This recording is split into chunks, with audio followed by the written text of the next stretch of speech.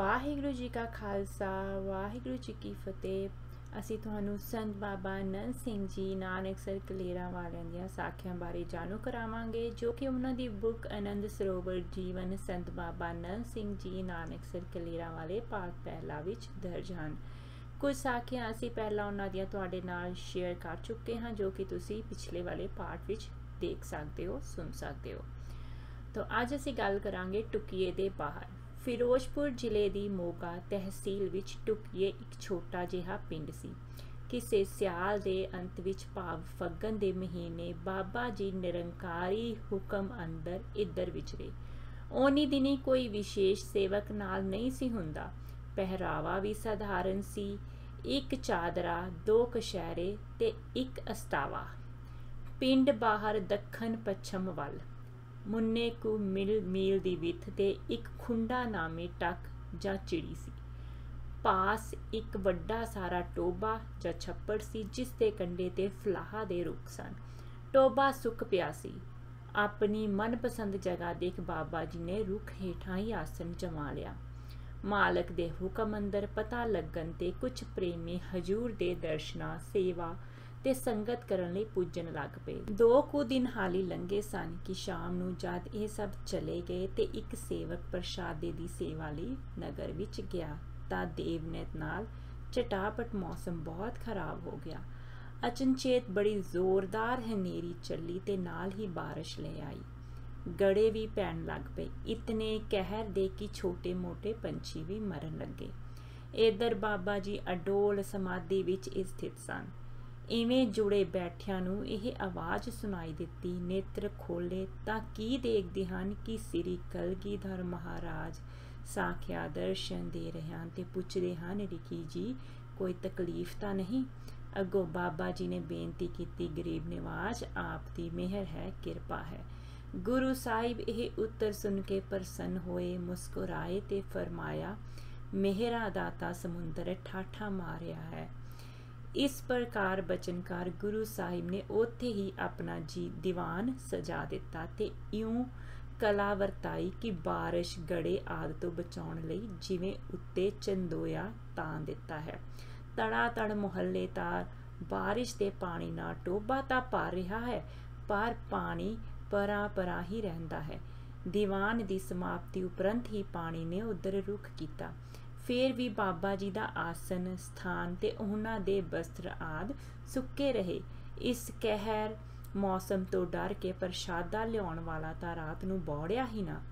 ਦਿਨ ਚੜ੍ਹਨ ਤੋਂ ਜਦੋਂ ਟੁਰਿਆ ਤਾਂ ਹੋਰ ਨਗਰ ਵਾਸੀ ਇੱਕ ਦੂਜੇ ਦੀ ਖੈਰ ਖੈਰੀਅਤ ਪੁੱਛਣ ਲਈ ਇਕੱਠੇ ਹੋਏ ਤਾਂ ਵਿਚਾਰ ਕਰਤੀ ਕਿ ਜਿਹੜੇ ਮਹਾਪੁਰਸ਼ ਨਗਰੋਂ ਬਾਹਰ ਰੁੱਖ ਹੇਠਾਂ ਡੇਰਾ ਲਾਈ ਬੈਠੇ ਹਨ, ਉਹਨਾਂ ਨਾਲ ਕਿਵੇਂ ਗੁਜ਼ਰੀ ਹੋਵੇਗੀ।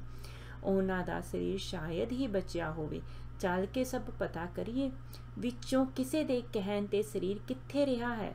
ਚਲੋ ਇੱਕ ਲੱਕੜੀ ਵੀ ਸੰਸਕਾਰ ਲਈ ਨਾਲ ਲੈ ਚੱਲੀਏ, ਕਿਤੇ ਫੇਰ ਨਾ ਆਉਣਾ ਪਵੇ। ਇਹ ਵਿਚਾਰ ਹੱਥਾਂ ਵਿੱਚ ਕੁਝ ਲੱਕੜੀਆਂ ਲੈ ਉਧਰ ਟੁਰ ਪਏ। ਜਦ ਨੇੜੇ ਪੁੱਜੇ ਤਾਂ ਬਾਬਾ ਜੀ ਨੂੰ ਟੋਬੇ ਦੇ ਕੰਢੇ ਟਹਿਲਦੇ ਤੇ ਦਾਤਨ ਕਰਦੇ ਵੇਖ ਕੇ ਬੜਾ ਹੈਰਾਨ ਹੋਏ। ਸ਼ਰਮਿੰਦਗੀ ਵਿੱਚ ਲੱਕੜਾਂ ਉੱਥੇ ਹੀ ਸੁੱਟ ਅਗਾਂਹ ਜਾ ਕੇ ਨਮਸਕਾਰ ਕੀਤੀ। ਅੰਤਰਜਾਮੀ ਬਾਬਾ ਜੀ ਉਹਨਾਂ ਨੂੰ ਵੇਖ ਕੇ ਹੱਸ ਪਏ ਤੇ ਫਰਮਾਇਆ, ਤੁਸਾਂ ਤਾਂ ਆਪਣੇ ਵੱਲੋਂ ਠੀਕ ਹੀ ਕੀਤਾ ਹੈ, ਪਰ ਇੱਥੇ ਸਭ ਕਲਗੀਧਰ ਜੀ ਦੀ ਮਿਹਰ ਹੀ ਰਹੀ ਹੈ। ਸਾਰਾ ਹਾਲ ਸੁਣ ਕੇ ਸਭ ਸੇਵਕਾਂ ਦੀ ਸ਼ਰਧਾ ਹੋਰ ਵੀ ਬਾਜੀ। ਢੁਡੇਕੇ ਤੋਂ ਹੋ ਕੇ ਕੁਝ ਸਮੇਂ ਅੰਦਰ ਬਾਬਾ ਜੀ ਪੁੱਛੋਂ ਗੁਰੂ ਦੇਵ ਜੀ ਦੇ ਦਰਸ਼ਨਾਂ ਨੂੰ ਪਧਾਰੇ। ਪਰ ਕਦੋਂ, ਕਿਸ ਤਰ੍ਹਾਂ, ਕਿਹਦੇ ਨਾਲ ਤੇ ਕਿਹੜੇ ਰਾਹ ਗਏ, ਇਸ ਵਿੱਚ ਕੁਝ ਮਤਭੇਦ ਹੈ। ਸਰਦਾਰ ਰਤਨ ਸਿੰਘ ਜੀ ਦੇ ਕਥਨ ਅਨੁਸਾਰ ਜਿਵੇਂ ਕਿ ਉਹਨਾਂ ਨੇ ਅਕਾਲੀ ਸਰੂਪ ਸਿੰਘ ਬਹੋਨੇ ਤੇ ਭਾਈ ਗੁਰਦਿਆਲ ਸਿੰਘ ਬੁੱਕਣ ਵਾਲੇ ਤੋਂ ਸੁਣਿਆ, ਇਹਨਾਂ 2 ਪ੍ਰੇਮੀਆਂ ਦੇ ਨਾਲ ਮੋਗੇ ਤੋਂ ਬਹੌਨ ਦੇ ਰਾਹ ਭੁੱਚੋਂ ਪਧਾਰੇ ਤੇ ਉੱਥੇ ਹਜੂਰ ਅੱਗੇ ਹਾਜ਼ਰੀ ਭਰਨ ਸਮੇਂ ਭੁੱਚੋਂ ਵਾਲਿਆਂ ਨੇ ਢੁਡੀਕੇ ਵਾਲੇ ਕੌਤਕ ਦੀ ਬਾਬਤ ਪੁੱਛ ਪੜਤਾਲ ਕਰਨ ਪਿੱਛੋਂ ਰਾਤ ਨੂੰ ਇੱਕ ਅਦਭੁਤ ਦ੍ਰਿਸ਼ ਵਿਖਾਇਆ। ਪਰ ਚੂਨੀਆਂ ਵਾਲੇ ਸਰਦਾਰ ਸੁਰੈਣ ਸਿੰਘ ਦੀ ਅਨੁਸਾਰ ਭੁੱਚੋਂ ਜਾਣ ਤੋਂ ਪਹਿਲਾਂ ਕੁਝ ਸਿੰਘਾਂ ਦੀ ਸੰਗਤ ਨਾਲ ਚੂਨੀਆਂ ਤੋਂ ਹੋ ਕੇ ਦਮਦਮਾ ਸਾਹਿਬ ਦੀ ਯਾਤਰਾ ਤੇ ਗਏ। ਇੱਥੇ ਵਿਸਾਖੀ ਦੇ ਸਾਧੂ ਪੁਰਬ ਤੇ ਬੇਅੰਤ ਸਿੱਖ ਸੰਗਤਾਂ खास करके मालवे दियां इकत्तर हुंदियां हन ते होर साधु तां महात्मा पंडित गुणी ज्ञानी प्रचारक आदि दर्शन देंदे हन। दीवानां विच तां गौड़ दे कीर्तन विख्याना ਲੈਕਚਰਾਂ ਦਾ ਪ੍ਰੋਗਰਾਮ ਹੁੰਦਾ, ਪਰ ਸਾਧੂ ਮਹਾਤਮਾ ਗਿਆਨ ਗੋਦੜੀ ਕਰਾਈ ਤੇ ਸਥਾਨ ਤੇ ਗਿਆਨ ਚਰਚਾ ਦਾ ਆਨੰਦ ਮਾਣਦੇ ਸਨ। ਉਹਨਾਂ ਨੂੰ ਜੋੜ ਕੇ ਚਰਚਾ ਕਰਾਈ ਜਾਂਦੀ ਸੀ। ਚਰਚਾ ਵਿੱਚ ਭਾਗ ਲੈਣ ਲਈ ਨਹੀਂ, ਦਰਸ਼ਕ ਦੇ ਤੌਰ ਤੇ ਬਾਬਾ ਜੀ ਵੀ ਜਾ ਬੈਠੇ। ਉੱਥੇ ਇੱਕ ਕਾਂਸ਼ੀ ਤੋਂ ਪਰਮਹੰਸ ਪੰਡਤ ਆਇਆ ਹੋਇਆ ਸੀ। ਉਸ ਨਾਲ ਚਰਚਾ ਸ਼ੁਰੂ ਹੋਈ। ਉਹ ਬਾਬਾ ਜੀ ਨੂੰ ਕਹੇ ਕਿ ਪਹਿਲਾ ਪ੍ਰਸ਼ਨ ਕਰਨ ਤੋਂ ਅੱਗੋਂ ਬਾਬਾ ਜੀ ਉਸ ਨੂੰ ਕਹਿਣ। ਅਖੀਰ ਬਾਬਾ ਜੀ ਨੇ ਉਸ ਨੂੰ ਪੁੱਛਿਆ, ਜਪਜੀ ਸਾਹਿਬ ਦੀ ਤੁਕ, ਤਿੱਥੇ ਨਾਦ ਵਿਨੋਦ ਕੋੜ ਆਨੰਦ ਵਿੱਚ ਜਿਸ ਆਨੰਦ ਦਾ ਜ਼ਿਕਰ ਆਇਆ ਹੈ, ਉਹ ਆਨੰਦ ਕਿਹੜੀ ਚੀਜ਼ ਨੂੰ ਹੈ? ਇਸ ਇੱਕੋ ਪ੍ਰਸ਼ਨ ਦਾ ਪੰਡਤ ਜੀ ਨੂੰ ਕੋਈ ਯੋਗ ਉੱਤਰ ਨਾ ਸੁੱਝਾ, ਜਿਸ ਪਰ ਉਹ ਹਾਰ ਮੰਨ ਕੇ ਚੱਲਦੇ ਬਣੇ। ਸ਼ਾਮ ਦਾ ਵੇਲਾ ਹੋ ਚੁੱਕਿਆ ਸੀ। ਇਸ ਪਰ ਸੰਗਤ ਉਖੜ ਗਈ ਤੇ ਬਾਬਾ ਜੀ ਰੱਥ ਵਿੱਚ ਬੈਠ ਕੇ ਆਪਣੇ ਪ੍ਰੋਗਰਾਮ ਅਨੁਸਾਰ ਪੁੰਚੋ ਵੱਲ ਨੂੰ ਰਵਾਨਾ ਹੋ ਗਏ, ਜੋ ਕਿ ਉੱਥੇ 15 ਕੋਹ ਦੀ ਵਾਟ ਤੇ ਸੀ। ਗਰਮੀ ਕਾਰਨ ਸਫ਼ਰ ਰਾਤ ਦਾ ਠੀਕ ਸੀ। ਰਾਹ ਵਿੱਚ 2 ਗੱਡੇ ਮਿਲੇ, ਜਿਨ੍ਹਾਂ ਵਿੱਚ 50 ਦੇ ਲਗਭਗ ਮਾਈਆਂ ਸਨ। ਉਹ ਵੀ ਮੇਲਾ ਵੇਖ ਕੇ ਕਾਹਨ ਸਿੰਘ ਵਾਲੇ ਨੂੰ ਵਾਪਸ ਜਾ ਰਹੀਆਂ ਸਨ। ਉਹਨਾਂ ਦੇ 3 ਕੁ ਮੀਲ ਟੁਰਨ ਪਿੱਛੋਂ ਬੜੀ ਹਨੇਰੀ ਆਈ, ਇਤਨੀ ਕਿ ਕੰਢਿਆਂ ਦੇ ਉੱਡਣ ਕਰਕੇ ਰਾਹ ਹੀ ਗੁੰਮ ਗਏ। ਆਪਣੇ ਆਪ ਬਲਦ ਟੁਰਨ ਤੋਂ ਰਹਿ ਗਏ। ਜਿੱਧਰ ਟੋਰੀਏ ਉਧਰ ਹੀ ਟੁਰਨ। 30 ਕੁ ਬਦਮਾਸ਼, ਜਿਨ੍ਹਾਂ ਨੇ ਸ਼ਰਾਬਾਂ ਪੀਤੀਆਂ ਹੋਈਆਂ ਸਨ ਤੇ ਹਥਿਆਰ ਫੜੇ ਹੋਏ ਸਨ, ਮਾਈਆਂ ਨੂੰ ਵੇਖ ਕੇ ਲਪਕ ਪਏ। ਕਦੇ ਅੱਗੇ ਹੋ ਜਾਣ, ਕਦੇ ਮਗਰੋਂ ਚਾਂਗਰਾ ਮਾਰ ਕੇ ਮਿਲ ਪੈਣ ਤੇ ਘੇਰਾ ਪਾ ਕੇ ਮਾਈਆਂ ਨੂੰ ਲੁੱਟਣਾ ਚਾਹਣ। ਇਹ ਦਸ਼ਾ ਵੇਖ ਕੇ ਅਸਾਂ ਬਾਬਾ ਜੀ ਨੂੰ ਬੇਨਤੀ ਕੀਤੀ ਕਿ ਸਾਡੇ ਪਾਸ ਤਾਂ ਕੋਈ ਹਥਿਆਰ ਹੀ ਨਹੀਂ ਤੇ ਬਦਮਾਸ਼ ਗਿਣਤੀ ਵਿੱਚ ਬਹੁਤ ਹਨ। ਮਾਈਆਂ ਨੂੰ ਛੱਡ ਕੇ ਇਵੇਂ ਜਾਣਾ ਵੀ ਸਿੱਖਾਂ ਦਾ ਧਰਮ ਨਹੀਂ। ਕਿਵੇਂ ਕਰੀਏ? ਤਾਂ ਬਾਬਾ ਜੀ ਨੇ ਫਰਮਾਇਆ, ਜੇ ਉਹ ਅੱਗੇ ਰਾਹ ਤੇ ਬੈਠੇ ਹੋਏ ਹੋਣ ਤਾਂ ਤੁਸੀਂ 5 ਜਾਣੇ ਅੱਗੇ ਹੋ ਜਾਇਆ ਕਰੋ। ਜਿੱਧਰੋਂ ਉਹ ਗੱਡਿਆਂ ਉੱਤੇ ਹਮਲਾ ਕਰਨਾ ਚਾਹਣ, ਉਧਰ ਤੁਸਾਂ 5 ਨੇ ਅੱਗੇ ਹੋ ਜਾਣਾ ਹੈ। ਉਹਨਾਂ ਨੂੰ ਆਪੇ ਕਰਤਾਰ ਵੱਲੋਂ ਕਈ ਦਿਸਣਗੇ ਤੇ ਗੁਰੂ ਭਲਾ ਕਰੇਗਾ। 7 ਬਚਨ ਕਹਿ ਕੇ ਅਸਾਂ ਇਵੇਂ ਹੀ ਕੀਤਾ ਤੇ ਸਾਡੇ ਇਸੇ ਤਰ੍ਹਾਂ ਕਰਦੇ ਕਰਦੇ ਕਾਹਨ ਸਿੰਘ ਵਾਲਾ ਨਗਰ ਆ ਗਿਆ।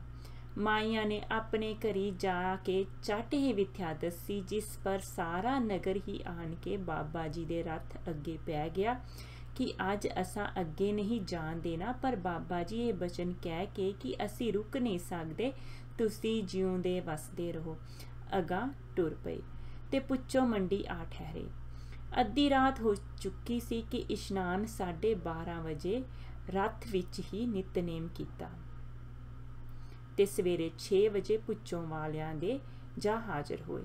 ਸਾਨੂੰ ਹੁਕਮ ਦਿੱਤਾ ਕਿ ਨਹਾ ਧੋ ਕੇ ਕੱਪੜੇ ਸਾਫ਼ ਕਰ ਲਈਏ। ਅਸੀਂ ਕੱਪੜੇ ਸੁਕਾਉਂਦੇ ਸੀ ਕਿ ਸਾਡੇ 2 ਹੋਰ ਸਾਥੀ ਰੇਲ ਦੇ ਰਾਹ ਆ ਪੁੱਜੇ।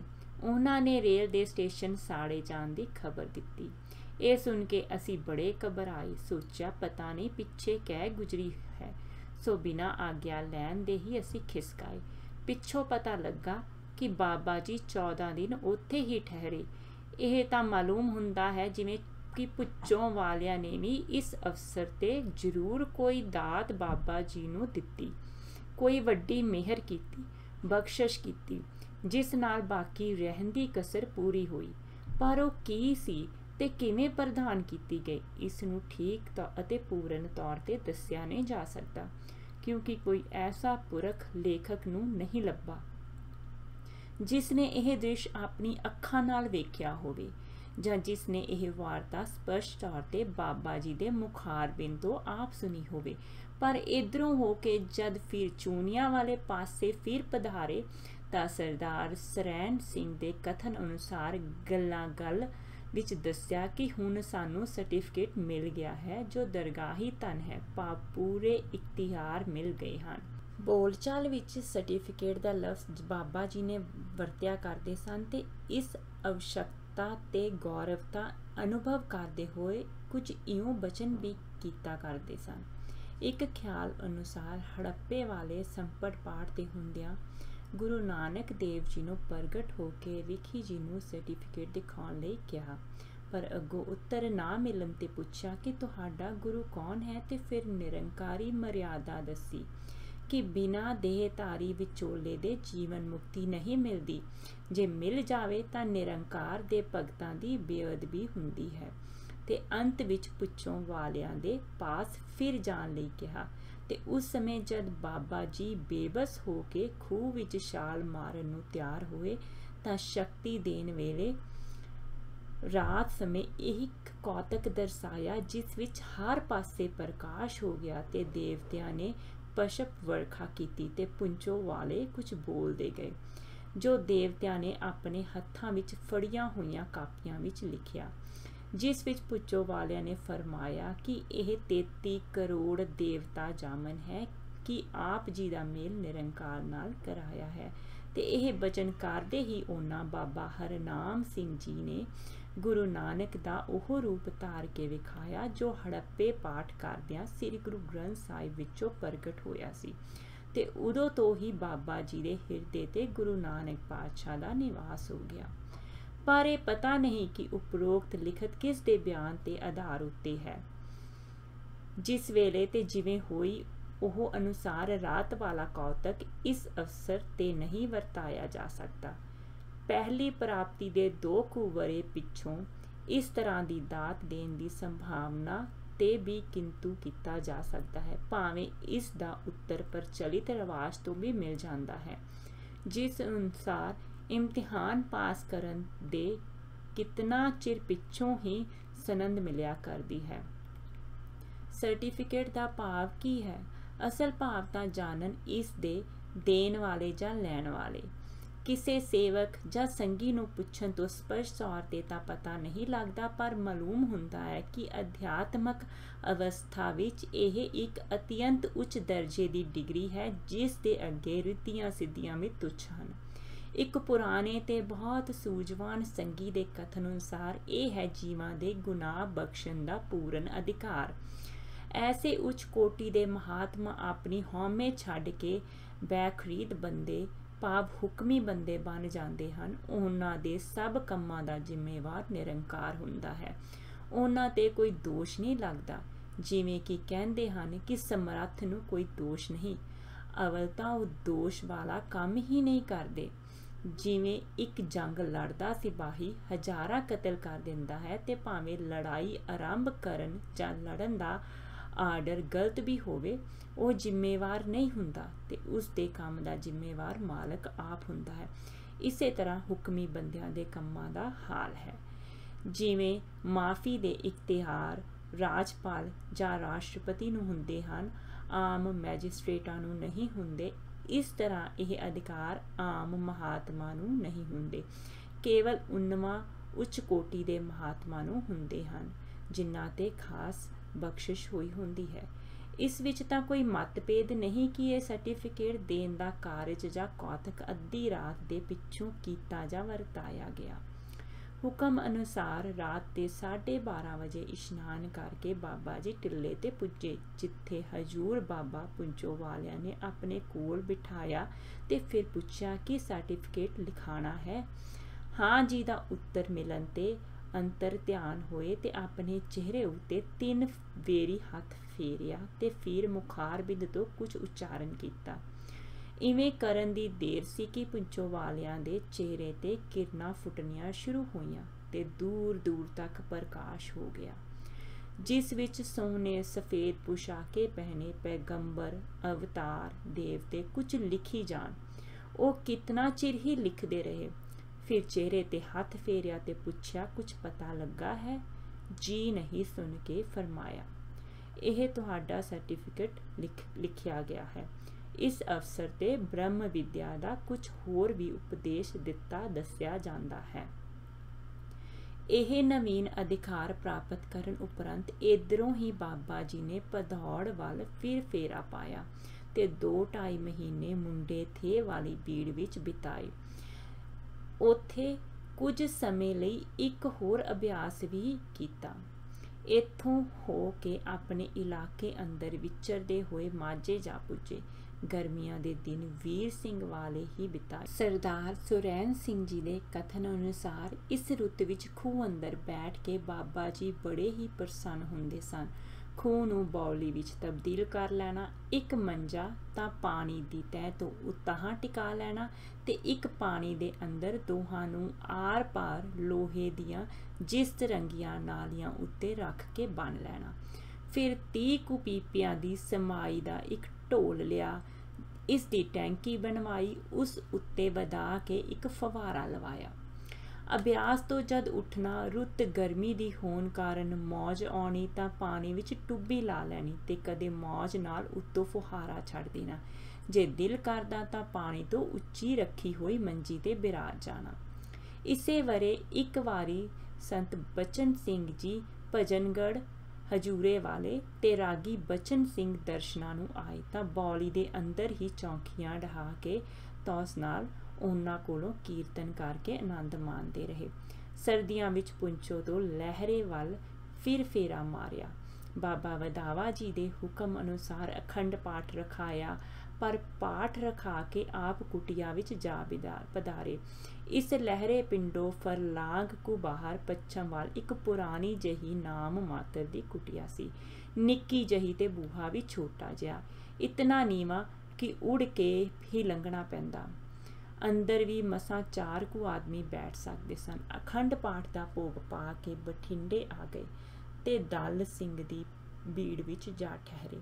ਰੁੱਤ ਖੁੱਲੀ ਆਉਣ ਪਰ ਫੱਗਣ ਵਿੱਚ ਬਾਗੀ ਜਾ ਪੁੱਜੇ। ਫੇਰ ਪਿੜਕੀ ਤੇ ਸੋ ਸੰਨ 1920 ਦੀ ਇਹੋ ਫੱਗਣ ਦੀ ਸੁਹਾਵਣੀ ਰੁੱਤ ਸੀ ਜਦਕਿ ਬਾਬਾ ਜੀ ਨੇ ਬਾਗਾਂ ਨੂੰ ਭਾਗ ਲਾਏ। ਇਤਨੇ ਤੁਰਠੇ ਕਿ ਅਗਲੀ ਪਿਛਲੀ ਕਸਰ ਕੱਢ ਹੀ ਦਿੱਤੀ, ਕਿਉਂਕਿ ਇਸ ਵਾਰੀ ਪੂਰੇ 5 ਮਹੀਨੇ ਦਾ ਕਿਆਮ ਕੀਤਾ।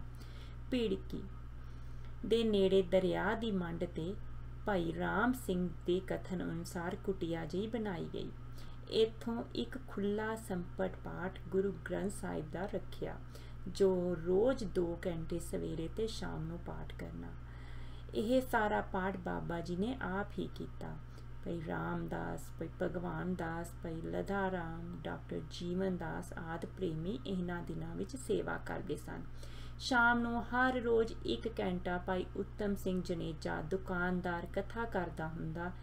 ਕਦੇ ਰਾਗੀ ਵੀ ਆ ਜਾਂਦੇ ਬਾਗਾਂ ਤੋਂ ਜਾਂ ਚੰਗ ਮਗਿਆਣੇ ਤੋਂ। ਸ਼ਾਮ ਨੂੰ 8 ਸਾਢੇ 8 ਵਜੇ ਦੀਵਾਨ ਦਾ ਭੋਗ ਪੈ ਜਾਣਾ। ਸਰਦਾਰ ਹੀਰਾ ਸਿੰਘ, ਜੋ ਉਸ ਵੇਲੇ ਨਹਿਰ ਦੇ ਮਹਿਕਮੇ ਵਿੱਚ ਜ਼ਿਲ੍ਹੇਦਾਰ ਸਨ, 3 ਮਹੀਨੇ ਛੁੱਟੀ ਲੈ ਕੇ ਆ ਗਏ ਤੇ ਸਤਸੰਗ ਵਿੱਚ ਐਸੇ ਲੀਨ ਹੋਏ ਕਿ ਛੁੱਟੀ ਵਧਾਉਂਦੇ ਗਏ ਤੇ ਫਿਰ ਸ਼ਾਮ ਨੂੰ ਕਥਾ ਕਰਨ ਦੀ ਸੇਵਾ ਵੀ ਆਪਣੇ ਜ਼ਿੰਮੇ ਲੈ ਲਈ। ਟੀਕਾ ਸਾਹਿਬ ਫਰੀਦਕੋਟ ਵਾਲੇ ਤੋਂ ਕਥਾ ਕਰਨ ਵਿੱਚ ਕੋਈ ਕਠਿਨਾਈ ਨਹੀਂ ਸੀ ਹੁੰਦੀ। ਸਰਦਾਰ ਹੀਰਾ ਸਿੰਘ ਨੇ ਪੜ੍ਹੀ ਜਾਣਾ। ਜੇ ਰੁਚੀ ਹੁੰਦੀ ਤਾਂ ਬਾਬਾ ਜੀ ਅੰਮ੍ਰਿਤ ਬਚਨਾਂ ਦੁਆਰਾ ਵਿਸਥਾਰ ਕਰ ਦਿੰਦੇ। ਭਾਈ ਮੱਖਣ ਸਿੰਘ ਜੀ ਨਾਨਕਸਰ ਦੇ ਭਈਆ ਨੇ, ਜੋ ਪ੍ਰਸਿੱਧ ਬਾਬਾ ਜਗਤ ਸਿੰਘ ਜੀ ਦੀ ਅੰਸ਼ ਵਿੱਚੋਂ ਹੋਣ ਕਰਕੇ ਬੜੀ ਮਾਣ ਪ੍ਰਤਿਸ਼ਠਾ ਵਾਲੇ ਸੱਜਣ ਸਨ। ਇਹਨਾਂ ਦਿਨਾਂ ਵਿੱਚ ਬਾਬਾ ਜੀ ਦੇ ਅਨਿਨ ਸ਼ਰਧਾਲੂ ਤੇ ਸੇਵਕ ਬਣ ਗਏ। ਨਾਨਕਸਰ ਉੱਥੋਂ 4-5 ਮੀਲ ਦੀ ਵਾਟ ਤੇ ਪੈਂਦਾ ਸੀ। ਸੇਵਾ ਦਾ ਇਤਨਾ ਚਾਅ ਚੜਿਆ ਕਿ ਰੋਜ਼ ਵਿਧੀ ਅਨੁਸਾਰ ਪ੍ਰਸ਼ਾਦਾ ਬਣਵਾ ਕੇ ਤੇ ਇਤਨਾ ਪੰਥ ਪੈਦਲ ਕਰਕੇ ਅੰਮ੍ਰਿਤ ਵੇਲੇ ਹੀ ਪੁੱਜ ਜਾਣਾ। ਮਹਾਰਾਜ ਦੀ ਕਿਰਪਾ ਨਾਲ ਭਾਈ ਸਾਹਿਬ ਦੀ ਅਰਧੰਗਨੀ ਘਰਵਾਲੀ ਵੀ ਬੜੀ ਹੀ ਸ਼ਰਧਾਵਾਨ ਸੀ, ਇਤਨੀ ਕਿ ਇੱਕ ਦਾਣੇ ਤੇ ਵਾਹਿਗੁਰੂ ਦਾ ਜਾਪ ਕਰਕੇ ਉਸਨੇ ਦਾਣਿਆਂ ਨੂੰ ਚੁਣਨਾ, ਫਿਰ ਉਹਨਾਂ ਨੂੰ ਸਾਫ਼ ਕਰਕੇ ਆਪ ਹੀ ਪੀਣਾ ਤੇ ਆਪ ਹੀ ਪਕਾਉਣਾ। ਇਸ ਤਰ੍ਹਾਂ ਤਿਆਰ ਕੀਤਾ ਡੱਬਾ ਹਰ ਰੋਜ਼ ਲੈ ਜਾਣਾ। ਭਾਈ ਮੱਖਣ ਸਿੰਘ ਹੋਰਾਂ ਨੇ ਪਾਣੀ ਭਰਨ, ਤੁਨਕਾ ਕਰਨ, ਪੱਖਾ ਚੱਲਣ ਆਦਿ ਦੀ ਹੋਰ ਸੇਵਾ ਭਾਈ ਉਦਮ ਸਿੰਘ ਨੇ ਸੰਭਾਲੀ ਹੋਈ ਸੀ।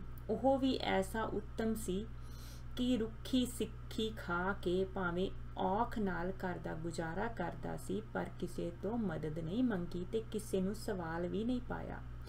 ਜਿਸ ਦਿਨ ਉਸਨੇ ਨਾ ਜਾ ਸਕਣਾ ਤਾਂ ਭਾਈ ਰਾਮ ਸਿੰਘ ਨੇ ਚਲੇ ਜਾਣਾ। ਇਹਨਾਂ ਦੋਹਾਂ ਦੀ ਅਨੋਖੀ ਭਾਈਵਾਲੀ ਬਾਬਾ ਜੀ ਨੇ ਪਾਈ ਹੋਈ ਸੀ।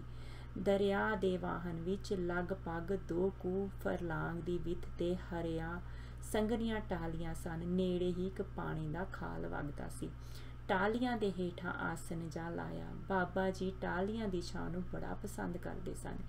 ਇੱਕ ਦਿਨ ਇੱਕ ਮੁਸਲਮਾਨ ਆਪਣੇ ਖੇਤਾਂ ਨੂੰ ਪਾਣੀ ਲਾਉਂਦਾ ਹੋਇਆ ਉੱਧਰੋਂ ਲੰਘਿਆ। ਬਾਬਾ ਜੀ ਨੇ, ਜੋ ਮੇਹਰ ਦੇ ਘਰ ਵਿੱਚ ਸਨ, ਪੁੱਛਿਆ ਕਿ ਟਾਹਲੀਆਂ ਉਸਨੇ ਲਾਈਆਂ ਹਨ। ਉਸ ਦੇ ਹਾਂ ਵਿੱਚ ਉੱਤਰ ਦੇਣ ਤੋਂ ਨਮਾਜ਼ ਪੜ੍ਹਦਾ ਹੁੰਦਾ ਹੈ। ਜੀ, ਗਰੀਬੀ ਸਿਰ ਚੁੱਕਣ ਨਹੀਂ ਦਿੰਦੀ। ਸਿਰ ਤੇ ਕਰਜ਼ ਚੜਿਆ ਹੋਇਆ ਹੈ। ਸਾਰਾ ਦਿਨ ਕੰਮ ਕਰਦੇ ਮਰ ਜਾਈਦਾ ਹੈ। ਉਸਨੇ ਅੱਗੇ ਉੱਤਰ ਦਿੱਤਾ। ਬਾਬਾ ਜੀ, ਨਹੀਂ ਭਾਈ, ਨਮਾਜ਼ ਪੜ੍ਹਿਆ ਕਰ, ਮਾਲਕ ਤੇਰਾ ਭਲਾ ਕਰੇਗਾ।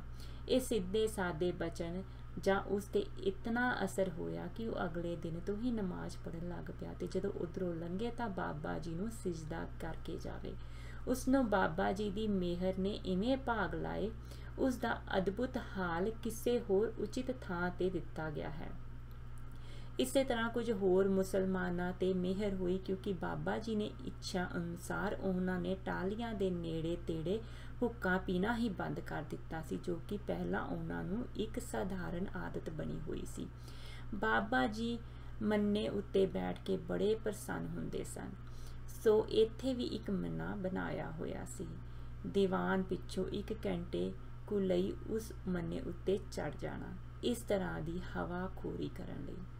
ਸਰਦਾਰ ਜਸਵੰਤ ਸਿੰਘ ਦਾ, ਜੋ 19 ਦਿਨੀ ਗੱਭਰੂ ਹੀ ਸੀ, ਸੇਵਾ ਦਾ ਇਹ ਪ੍ਰੋਗਰਾਮ ਸੀ। ਪ੍ਰਸ਼ਾਦੇ ਦਾ ਡੱਬਾ ਰੋਜ਼ ਲੈ ਕੇ ਸਵੇਰੇ 8 ਵਜੇ ਘੋੜੀ 'ਤੇ ਚੜ੍ਹਨਾ, 2.5 ਕੁ ਮੀਲ ਦਾ ਪੰਥ ਹੌਲੇ ਕਰਕੇ ਪੌਣੇ 9 ਵਜੇ ਤੱਕ ਪੁੱਜ ਜਾਣਾ। ਕਾਠੀ 'ਤੇ ਕੱਪੜਾ ਪਾ ਲੈਣਾ। ਬਾਬਾ ਜੀ ਦੇ ਫਰਮਾਨ 'ਤੇ ਵਾਗਾਂ ਰੱਸੇ ਦੀਆਂ ਬਣਾ ਦਿੱਤੀਆਂ ਤਾਂ ਕਿ ਚੰਮ ਨੂੰ ਹੱਥ ਹੀ ਨਾ ਲੱਗੇ। ਡੱਬਾ ਅੰਦਰ ਫੜਾ ਕੇ ਘੋੜੀ ਨੂੰ ਬਾਹਰ ਬੰਨ੍ਹ ਦੇਣਾ, ਫਿਰ ਆਪ ਕੁਟੀਆ ਦੇ ਅੰਦਰ ਜਾ ਕੇ ਸੇਵਾ ਕਰਦੇ ਰਹਿਣਾ। ਕੁਟੀਆ ਦੇ ਨੇੜੇ ਕੋਈ ਰੁੱਖ ਨਹੀਂ ਸੀ। 2 ਕੁ ਫਰਲਾਂਗ 'ਤੇ ਮੁਸਲਮਾਨ ਦਾ ਇੱਕ ਖੂਹ ਸੀ, ਉੱਥੇ ਹੀ ਚੰਗੀਆਂ ਟਾਹਲੀਆਂ ਸਨ। ਦੁਪਹਿਰ ਨੂੰ ਉਸੇ ਘੋੜੀ 'ਤੇ ਚੜ੍ਹ ਕੇ ਬਾਬਾ ਜੀ ਨੇ ਉੱਥੇ ਆ ਜਾਣਾ। 3 ਕੁ ਘੰਟੇ ਉੱਥੇ ਹੀ ਰਹਿਣਾ। ਨਿਤਨੇਮ ਵੀ ਉੱਥੇ ਹੀ ਕਰਨਾ ਤੇ ਆਰਾਮ ਵੀ ਉੱਥੇ ਹੀ। ਘੋੜੀ ਬੱਧੀ ਰਹਿਣੀ। 3:30 ਵਜੇ ਬਾਬਾ ਜੀ ਨੇ ਕੁਟੀਆ ਚਲੇ ਜਾਣਾ ਤੇ ਇਸ਼ਨਾਨ ਪਾਣੀ ਕਰਨਾ। ਇਤਨੇ ਨੂੰ ਜਸਵੰਤ ਸਿੰਘ ਹੋਰਾਂ ਘੋੜੀ ਲੈ ਕੇ ਪਿੰਡ ਚਲੇ ਜਾਣਾ ਤੇ ਸ਼ਾਮ ਦਾ ਪ੍ਰਸ਼ਾਦਾ ਲੈ ਕੇ ਫਿਰ 6 ਕੁ ਵਜੇ ਪੁੱਜ ਜਾਣਾ। ਇਹਨਾਂ ਦੇ ਵੱਡੇ ਭਰਾ ਸਰਦਾਰ ਹਾਕਮ ਸਿੰਘ, ਜੋ ਉਨੀ ਦਿਨੀ ਕਾਲਜ ਵਿੱਚ ਪੜ੍ਹਦੇ ਸਨ, ਜਦ ਛੁੱਟੀਆਂ ਵਿੱਚ ਆਉਂਦੇ ਤਾਂ ਸੇਵਾ ਵਿੱਚ ਹੱਥ ਵਟਾਉਣ ਲਈ ਤਤਪਰ ਹੋ ਜਾਂਦੇ। ਇਹਨਾਂ 9 ਵਜੇ ਸਵੇਰੇ ਪ੍ਰਸ਼ਾਦਾ ਲੈ ਕੇ ਪੈਦਲ ਹੀ ਜਾਣਾ ਤੇ 1 ਵਜੇ ਵਾਪਸ ਆਉਣਾ। ਸਿਖਰ ਦੁਪਹਿਰ ਦਾ ਰਤਾ ਵੀ ਖਿਆਲ ਨਾ ਕਰਦੇ ਹੋਏ ਸ਼ਾਮ ਨੂੰ 4 ਵਜੇ ਫਿਰ ਟੁਰ ਜਾਣਾ ਤੇ ਠਾਠ 'ਤੇ ਜਾ ਕੇ ਸਾਰੀ ਸੇਵਾ ਵੀ ਕਰਨੀ। ਜਦੋਂ ਮੌਕਾ ਮਿਲੇ ਹੱਥ ਵਿੱਚ ਚੌਰ ਫੜ ਲੈਣਾ ਤੇ ਗੁਰੂ ਸਾਹਿਬ ਨੂੰ ਚੌਰ ਕਰਨਾ। ਭੋਗ ਪੈਂਦਿਆਂ ਤੱਕ ਚੌਰ ਕਰਦਿਆਂ ਰਹਿਣਾ ਤੇ ਰਾਤ ਨੂੰ 9 ਵਜੇ ਆਉਣਾ ਤੇ ਉਹ ਵੀ ਪੈਦਲ। ਇਹ ਬਹੁਤ ਖੇਚਲ ਕਾਰਨ ਅੱਖਾਂ 'ਤੇ ਬੁਰਾ ਅਸਰ ਹੋਇਆ। ਬਾਬਾ ਜੀ ਨੂੰ ਪਤਾ ਲੱਗਣ 'ਤੇ ਫਰਮਾਇਆ, ਇਹ ਗਰਮੀ ਕਰਕੇ ਹੈ, ਕੋਈ ਗੱਲ ਨਹੀਂ। ਬਚਨ ਕਰਨ ਪਿੱਛੋਂ 5-7 ਦਿਨਾਂ ਅੰਦਰ ਅੱਖਾਂ ਠੀਕ ਹੋ ਗਈਆਂ। ਇਸ ਸਮੇਂ ਵਿੱਚ ਭਾਈ ਲੱਦਾ ਰਾਮ ਕਿਰਪਾਲ ਸਿੰਘ ਹੋਰਾਂ ਦੇ ਪੰਪ 'ਤੇ ਇੱਕ ਕੁਟੀਆ ਪਵਾਈ ਤੇ 5 ਕੁ ਮਹੀਨੇ ਉੱਥੇ ਠਹਿਰੇ ਅਤੇ ਉੱਥੇ ਵੀ ਇੱਕ ਅਖੰਡ ਪਾਠ ਕਰਾਇਆ। ਇਸ ਸਮੇਂ ਵਿੱਚ ਹੋਈਆਂ ਕੁਝ ਘਟਨਾਵਾਂ ਦਾ ਜ਼ਿਕਰ ਉਚਿਤ ਥਾਂ 'ਤੇ ਕੀਤਾ ਜਾਵੇਗਾ। ਪ੍ਰੇਰਨਾ ਅਨੁਸਾਰ ਇੱਕ ਹੋਰ ਵੱਡਾ ਸੰਪਟ ਪਾਠ ਵੀ ਇੰਨੀ ਦਿਨੀ ਹੋਇਆ, ਜਿਸ ਵਿੱਚ ਲਗਭਗ ਪੂਰਾ ਵਰ੍ਹਾ ਲੱਗ ਗਿਆ, ਕਿਉਂਕਿ ਹਰ ਰੋਜ਼ ਕੇਵਲ 2 ਘੰਟੇ ਸਵੇਰੇ ਤੇ 2 ਘੰਟੇ ਪਿਛਲੇ ਪਹਿਰ ਤੋਂ ਵੱਧ ਪਾਠ ਨਹੀਂ ਹੋ ਸਕਦਾ। ਇੱਕ ਪੰਕਤੀ ਤੇ 4 ਸ਼ਬਦਾਂ ਦਾ ਸੰਪਟ, ਇੱਕ ਸੂਖਮ ਅਰਦਾਸ ਤੇ 2 ਵਾਰ ਵਾਹਿਗੁਰੂ ਸ਼ਬਦਾਂ ਦਾ ਉਚਾਰਨ ਕਰਨਾ ਦੱਸਿਆ ਜਾਂਦਾ ਹੈ।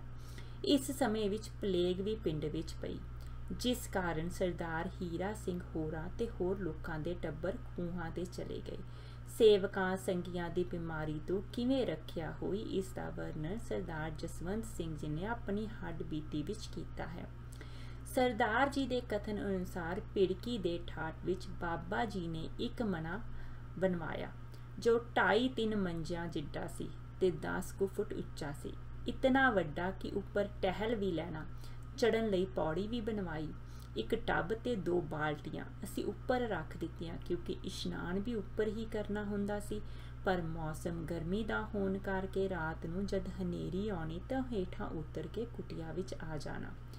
एक रात इसे मने ते ही जद बाबा जी भजन विच बैठे हुए सन कि एक कलयुग ने हाजिर हो के जो वाद विवाद किया उसका वर्णन भी चौथे भाग विच आ गया है।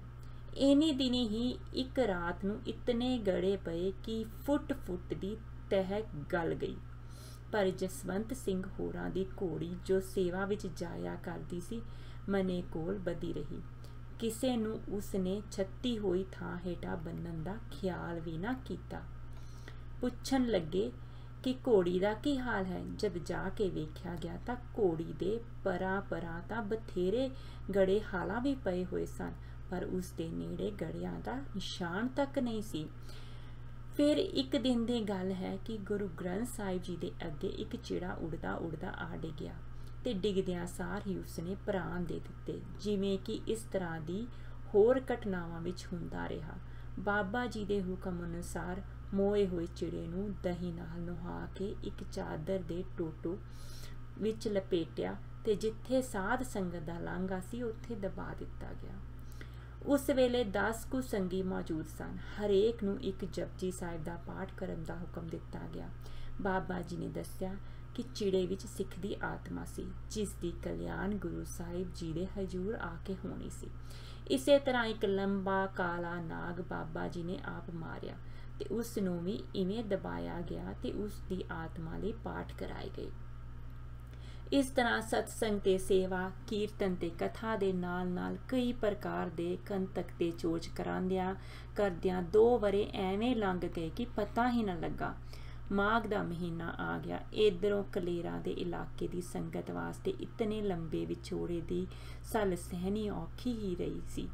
चंगी रुत अते वेहल दा समा देख के कई संगी ते श्रद्धालु आपस च सलाह बना के बागी जा हाजिर होए ते सनीमर पुछ कीती कि इन्ना चिर हो गया है देस वल मोड़ा नहीं पाया। अगे कदी सेवकां नूं एवें नहीं सी विसारिया। सेवकां तो की तकसीर हो गई है। संगत दर्शनां नूं तरस रही है। किरपा करो देस नूं चलो। पर बाबा जी झटपट किथे पसीजन वाले सन ते अपना प्रोग्राम भी वो मालक दे हुक्म अनुसार ही बनाउंदे सन। इसलिए जान ते राजी ना होए। 4-5 दिन ये संगत टिकी रही। सतसंग दा लाभ उठाउंदी रही। पर आखिरकार खेतीबाड़ी दा काम पिछां पैंदा सी। सो बाबा जी ने वापस जाण दी आग्या तां दे दित्ती ते नाल ही फरमाया कि उत्थे जाके बेनती करना, निरंकार आप ही सुनेगा, असी तां उसदे हुक्म ही बंदे हां।